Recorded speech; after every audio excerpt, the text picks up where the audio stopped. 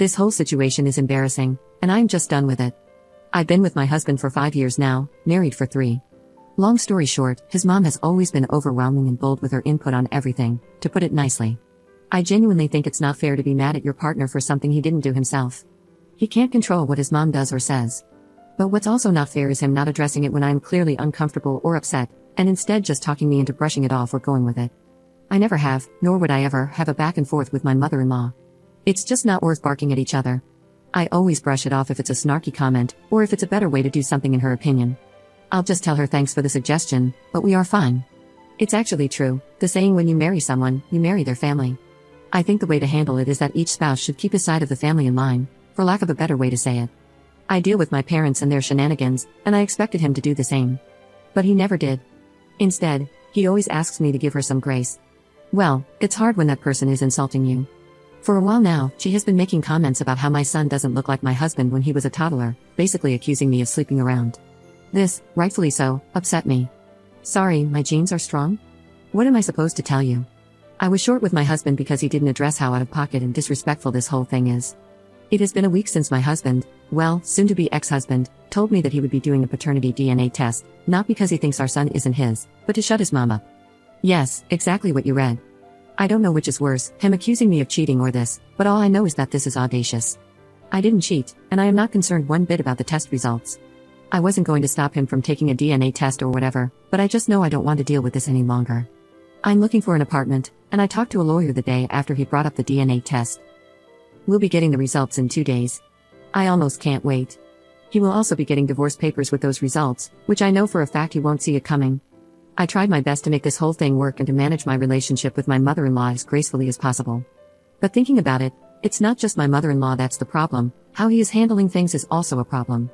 And as a side note, I have never been more glad that I didn't leave my job when I got married. He makes more than enough to take care of the financial side of things. I thought I would get bored, but I only have to be on site 2 days per week. Also, I really love my job and the company, so I didn't leave. I know that divorce can be hard on kids, but I also experienced the other side. Living with 2 parents who hated each other and fought almost all the time is as hard, maybe even harder. They thought that staying together would be good for me and my siblings, but newsflash, it wasn't. It was traumatizing, to say the least. I don't want my son to live like that because, I'll tell you one thing, I just can't stand my husband anymore. I don't know if this is a weird way of saying it, but I just don't respect him anymore, if that makes sense. I just see an unreliable man, and I know for a fact that our fights won't be the same as before. I would have said what a waste of 5 years, but I have a sweet and smart gremlin now, and having a child really pushes you to be better and to do better, so I can't complain. Update 1. Here to update you, as a lot of people were interested. But real quick, I have a comment about my last post. Please, if you are going through something serious, think twice before posting it. Obviously, I was expecting people to tell me I'm overreacting, but seeing people leave comments like, "You're a disgusting piece of crap, and I hope he takes your child from you in the divorce so you realize what kind of monster you are," was unnerving. As for the update, the day he was supposed to receive the results, I called my father-in-law and invited them to come over that evening. My husband was working when he got the results. He sent them to me and told me he would talk to his mother to finally put this to rest. I informed him that I had already invited them for that evening and that I was just waiting for my apology before I left. I asked that he come home so we could talk before they came over. He called, and I basically told him that this is not working for me anymore. I've already talked to an attorney, filed for divorce, and it might be more expensive than a paternity test, but it would be more effective in making his mother happy. And no, I don't care that he was working when I told him. I don't think you would have either. He left work and came home. Long story short, we had a spectacular fight. He said that I am not thinking about our son and that I am overreacting because it's not like he went behind my back. And if he knew that I was this upset, he wouldn't have done it. But he knew how I felt about it. We had a heated argument when he brought it up. He just didn't care.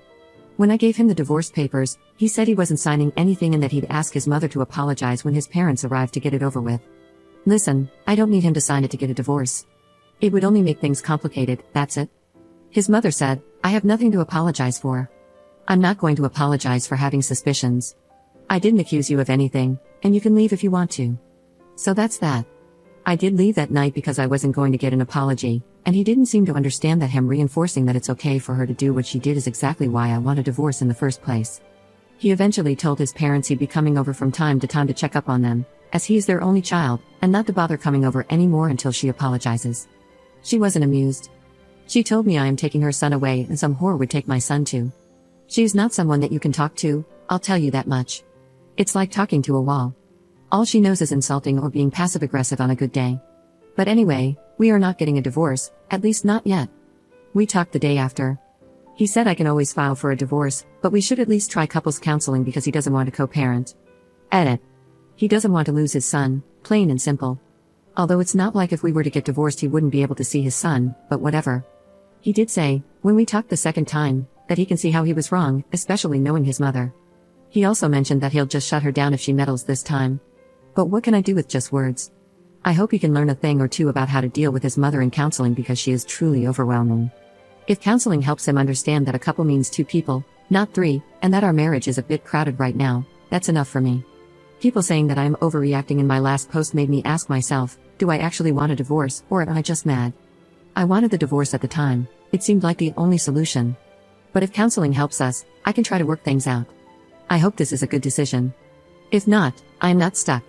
I'll take my son and leave. I have a friend who got divorced in 20 days, an uncontested divorce. When you are on the same page regarding how things would be divided, including custody, it's a matter of how long the court takes to review and finalize the divorce, and you'll be done. That was my plan.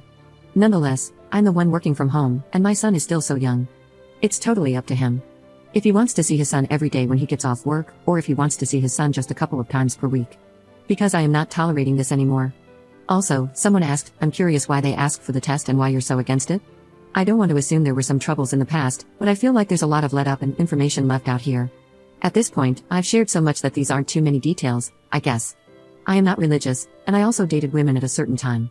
She doesn't like that and thinks that me not being religious or not being straight means I have no values or something. She hates that her son married a non-religious person.